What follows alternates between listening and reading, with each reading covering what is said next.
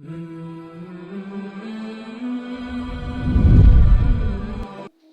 اللہ الرحمن الرحیم۔ شروع کرتی ہوں اللہ تعالیٰ کے نام سے جو بڑا مہربان نہایت رحم والا ہے۔ حضرت ابو ہریرہ رضی اللہ تعالیٰ عنہ نے نبی صلی اللہ علیہ وسلم سے روایت کی کہ آپ نے فرمایا، اللہ تبارک و تعالیٰ کے کچھ فرشتے ہیں جو اللہ کی زمین میں چکر لگاتے رہتے ہیں۔ وہ اللہ کے ذکر کی مجلسیں تلاش کرتے ہیں۔ جب وہ کوئی ایسی مجلس پاتے ہیں جس میں اللہ کا ذکر ہوتا ہے تو ان کے ساتھ بیٹھ جاتے ہیں۔ وہ ایک دوسرے کو اپنے پروں سے اس طرح ڈھانپ لیتے ہیں کہ اپنے اور دنیا کے آسمان کے درمیان کی وسعت کو بھر دیتے ہیں۔ جب مجلس میں شریک ہونے والے لوگ منتشر ہو جاتے ہیں تو یہ فرشتے بھی اوپر کی طرف جاتے ہیں اور آسمان پر چلے جاتے ہیں۔ کہا تو اللہ عز و جل ان سے پوچھتا ہے، حالانکہ وہ ان کے بارے میں سب سے زیادہ جاننے والا ہے، تم کہاں سے آئے ہو؟ وہ کہتے ہیں، ہم زمین میں رہنے والے تیرے بندوں کی طرف سے ہو کر آئے ہیں جو تیری پاکیزگی بیان کر رہے تھے، تیری بڑائی کہہ رہے تھے اور صرف تیرے ہی معبود ہونے کا اقرار کر رہے تھے اور تیری حمد و ثنا کر رہے تھے اور تجھی سے مانگ رہے تھے۔ فرمایا، وہ مجھ سے کیا مانگ رہے تھے؟ انہوں نے کہا، وہ آپ سے آپ کی جنت مانگ رہے تھے۔ فرمایا، کیا انہوں نے میری جنت دیکھی ہے؟ انہوں نے کہا، پروردگار انہوں نے نہیں دیکھی۔ فرمایا، اگر انہوں نے میری جنت دیکھی ہوتی تو کیا ہوتا، کس الہا و زاری سے مانگتے؟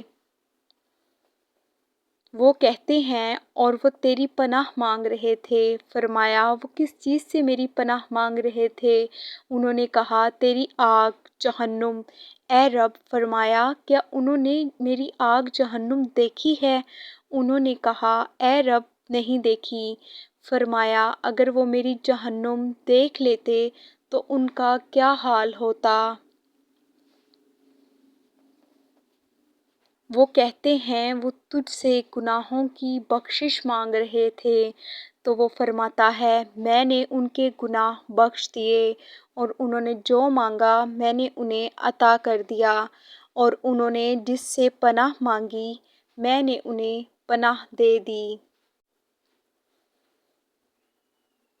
رسول اللہ صلی اللہ علیہ وسلم نے فرمایا، وہ فرشتے کہتے ہیں، پروردگار، ان میں فلاں شخص بھی موجود تھا، سخت گناہگار بندہ، وہاں سے گزرتے ہوئے ان کے ساتھ بیٹھ گیا تھا۔ آپ صلی اللہ علیہ وسلم نے فرمایا تو اللہ ارشاد فرماتا ہے، میں نے اس کو بھی بخش دیا۔ یہ ایسے لوگ ہیں کہ ان کی وجہ سے ان کے ساتھ بیٹھ جانے والا بھی محروم نہیں رہتا۔ حضرت ابو ہریرہ رضی اللہ تعالیٰ عنہ سے روایت ہے کہ رسول اللہ صلی اللہ علیہ وسلم نے فرمایا، جو شخص دن میں 100 مرتبہ لا الہ الا اللہ وحدہ لا شریک لہ لہ الملک و لہ الحمد وہو علی کل شیء قدیر، اللہ کے سوا کوئی عبادت کے لائق نہیں، وہ اکیلا ہے، اس کا کوئی شریک نہیں، ساری بادشاہت اسی کی ہے، حمد صرف اسی کو سزاوار ہے اور وہی ہر چیز پر قادر ہے، کہے اس شخص کو 10 غلام آزاد کرنے کے برابر اجر ملتا ہے۔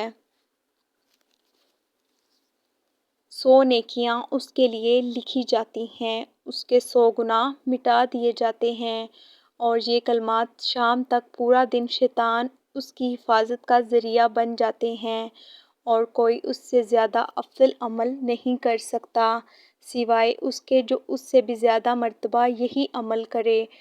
جس شخص نے ایک دن میں 100 مرتبہ سبحان اللہ و بحمدہ کہا تو اس کے تمام گناہ معاف کر دیے جاتے ہیں، چاہے وہ سمندر کی جھاگ کے برابر ہوں۔ عبدالعزیز بن صہیب نے کہا، قتادہ نے حضرت انس رضی اللہ تعالیٰ عنہ سے پوچھا کہ رسول اللہ صلی اللہ علیہ وسلم کون سی دعا کثرت سے مانگا کرتے تھے؟ حضرت انس رضی اللہ تعالیٰ عنہ نے کہا، آپ صلی اللہ علیہ وسلم کثرت سے جو دعا مانگا کرتے تھے وہ یہ تھی کہ آپ کہتے، اے اللہ ہمیں دنیا میں بھی اچھائی عطا فرما، آخرت میں بھی اچھائی عطا فرما، اور ہمیں آگ کے عذاب سے محفوظ رکھ۔ کہا حضرت انس رضی اللہ تعالیٰ عنہ، جب کوئی ایک دعا مانگنا چاہتے تو یہ دعا مانگتے، اور جب بڑی دعا مانگنا چاہتے تو اس میں یہ دعا بھی مانگتے۔ مزید احادیث سننے کے لیے چینل کو سبسکرائب کر لیں۔ جزاک اللہ۔